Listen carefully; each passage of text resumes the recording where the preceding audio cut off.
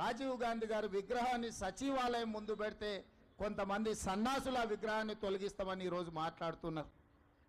అధికారం పోయినా బలుపు మాత్రం తగ్గలేదు. నీ బలుపు అనగదీసే బాధ్యత ఇక్కడున్న మా కాంగ్రెస్ పార్టీ కార్యకర్తలు తీసుకుంటారని చెప్పి ఈ టీఆర్ఎస్ సన్నాసులకు నేను చెప్పదలుచుకున్నా. ఆ సన్నాసి దుఃఖం బాధ ఏందని నేను కనుక్కుంటే అక్కడ వాళ్ళ అయ్య విగ్రహం పెడదాం అనుకున్నాడట. వాళ్ళ అయ్య పోయేదెప్పుడు, వీడు పెట్టేదెప్పుడు అక్కడ విగ్రహము?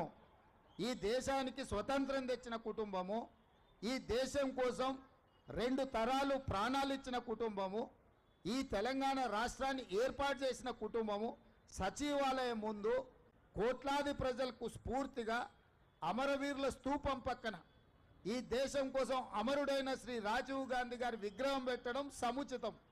అంతేగాని ఉద్యమం ముసుగులో తెలంగాణ రాష్ట్రాన్ని దోసుకొని